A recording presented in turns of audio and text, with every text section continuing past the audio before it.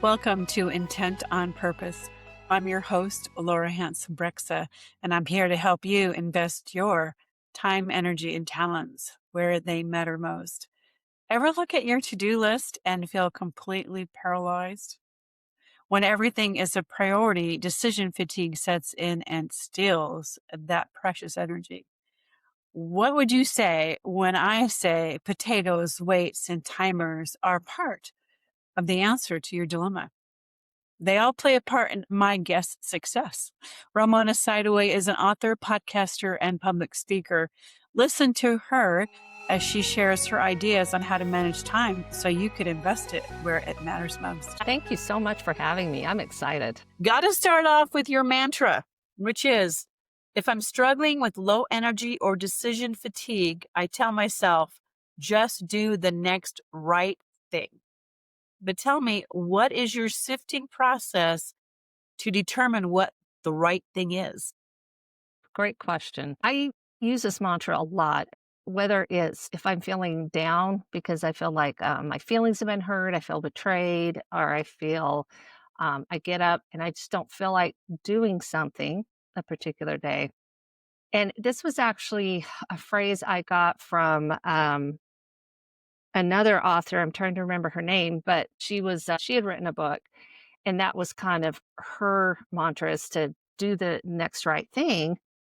And it really, all you have to do is say it and it pops into your head. You know what the next right thing is. So, say I wake up, I'm not feeling great. I wake up sick. And so maybe the next right thing, take a shower. You always feel better after a shower. And then, okay, what would be the next right thing? Well, I'm feeling sick. Well, get some food in you. It's very, very simple things. But say somebody has really hurt your feelings, trade you in some way, and you feel that angst inside of you, and you don't know, what do I do? You're praying, and you think, well, do I just need to forgive? Do I need to confront them? Do I need to just let it go? Like, what do I do? And then depending on the relationship, it will come into your head. Well, what's the next right thing? Sometimes that's just, okay, take a deep breath. Usually I have top 3 things that, okay, if nothing else gets done, what's my top 3 that I wanted to get done for the day, or top 3 that I wanted to do for the week? That's my next right thing. I have to call, make an appointment for something. That's the number one. Or um, sit down and just write for 8 minutes. If I'm not in the mood or whatever, there was a workshop I attended, and she said, 30-minute writing sprints are too much for parents, for instance, because they've got kids, they've got other Mhm, responsibilities. But mhm. 8 minutes was like the right amount of time. Go figure. And you could get a lot written in 8 minutes. So you set the timer, do 8 minutes.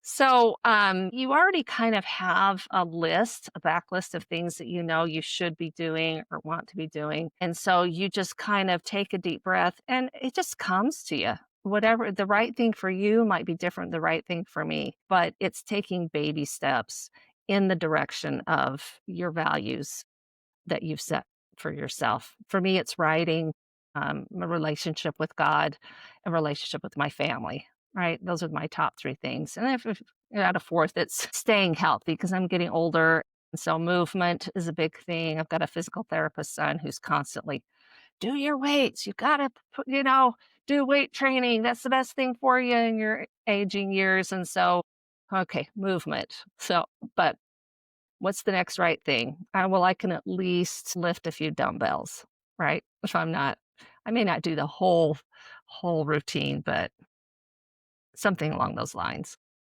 I love that. So you have the right thing already determined. Um, yes, it just kind of pops in. It's like, well, what is the micro shift that I can do? Micro shift. Let me hang on. I got to write that down. Micro shift. I love that. Micro shift. And so it's just usually we're overwhelmed because we have fear. We don't know. It's like, well, I've got to do marketing, I've got to do social media, and I've got to write the book to do marketing and do social media. And you get yourself in this loop, right? And so you just calm down and you go, okay, well, I probably should focus on writing first. if I don't have a book. I need to get the book out there. And you just kind of and it ends up that you just are smoothing out the wrinkles and you end up doing all the things in the right order. It's like they used to tell you when you were writing your to-do list and you write them in the order of importance, 1, 2, 3. Well, I don't know if I have ADD or ADHD, but everything was important. If it wasn't important, I wouldn't have put it on the freaking list, right? I don't know if you ever feel that way. And then they're like, okay, we'll put A's on the most important, B's on the next. Everything was an A1, A1, A1. So that philosophy did not work for me. So I just have to do my own. Okay, what's 1, 2, 3? If I'm overwhelmed in the morning, I will start and I will just number, not necessarily that one is more important, but it could be, well, if I could only get one thing today, what would that be? What should it be? If I could get three things, yeah, or what can it be? So that's kind of where that's at. It just kind of comes to you because you know deep down, and what you're doing is you're letting go of the fear and the overwhelm. You're giving yourself permission to breathe. You just take kind of a deep breath and permission to just start with the basics and be like, okay. And it just comes. You just know You just don't. what you need. Yeah. I loved how you took care of yourself first and then moved on. I also think it was interesting what you said, the 8 minutes of writing. Have you ever turned the microwave on to cook something in 3 minutes and then you go around and clean something and it's amazing what you can get Yeah. done before the beeper goes off? It's amazing. Yes. Huge sprinter with everything, like everything. I first actually discovered this back when I was probably junior high age. It might have been fifth, sixth grade, that kind of thing. And we lived on a farm. It was 6 out of 7 children. And my dad, he grew potatoes, wheat, all of it. So everything revolved around harvest, planting season. And one year, as the youngest, he didn't let us do anything with too much responsibility, which I was just really irritated about. So we weren't allowed to drive trucks, even though we could. But so he gave us the real grunt jobs, right? And one of them was he would harvest the potatoes, put them in the truck. And then, you know what, might have been planting season. All I know was that some of the potatoes would fall down through the truck onto the ground. And my dad didn't want to waste anything. So he put a tarp there and they would come with the machine that does all that, the planter, and I guess get the potatoes and then go out and plant a row, come back and fill it up. So I was supposed to take out the tarp and throw it back in the potatoes that fell out back in the potato truck. Well, I love to read. I got a little distracted and it was just filling up, filling up. And he came and, that was back in the day when you used the belts and just spanking, nothing, anything other than that. But I was punished. And so I got the sympathy from my mom, but then eventually I had to just pull up my big girl panties and I had to take care of the potatoes. But what I just didn't like doing it. I just hated it. It was heavy and crawling under the truck and all that. So I would procrastinate.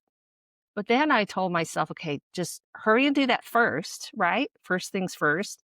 Get the potatoes out and throw them in, put the tarp back, run back to the pickup truck where it was warm because it was cold at the time, and then read my favorite book.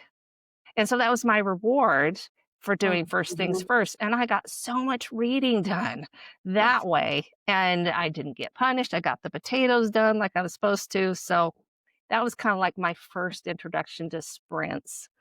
And I would teach my kids that. I don't want to, I don't want to clean my room. Okay, well, just turn on the timer for 10 minutes and work as fast as you can, see what you can get done. And after 10 minutes, that's it. And it worked. I mean, it wasn't pristine, but they would either do the dishes or we'd clean up the kitchen, whatever it is I asked them to do. Sometimes the timer changed, maybe we said minutes but the sprints just have really worked for me, especially doing things that I'm not thrilled about doing. So, like lifting weights, it's okay, but it's not exciting and it's not enough to watch a show with it. So, my reward is I clean my bedroom and I vacuum in between sets. And I set the timer on, and I set a 2-minute timer between each set, and then a timer, and I hurry and go and I put clothes away or I put books away, whatever I need to do, vacuum, and then I go to the next set. And so I'm able to get my room so clean in just, 30 minutes. And I love doing the, what do you call it? We do two things at once. Uh, Multitasking? yeah, multitasking. And it's in a way multitasking, right? Mhm, But it's a sprint for me. It's that 2-minute mhm. sprint that gets me excited. It's like, how many clothes can I pick up or fold or put away? Or, how much of my vacuuming can I get done in the 2 minutes? So anyway, that the sprints work amazing for me. That's pretty cool. You can find Ramona Siddoway at ramonasiddoway.com. Ramona, RamonaSiddoway.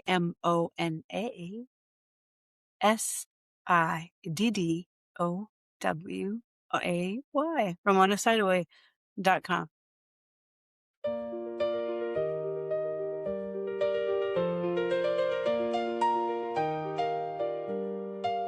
Your time is finite.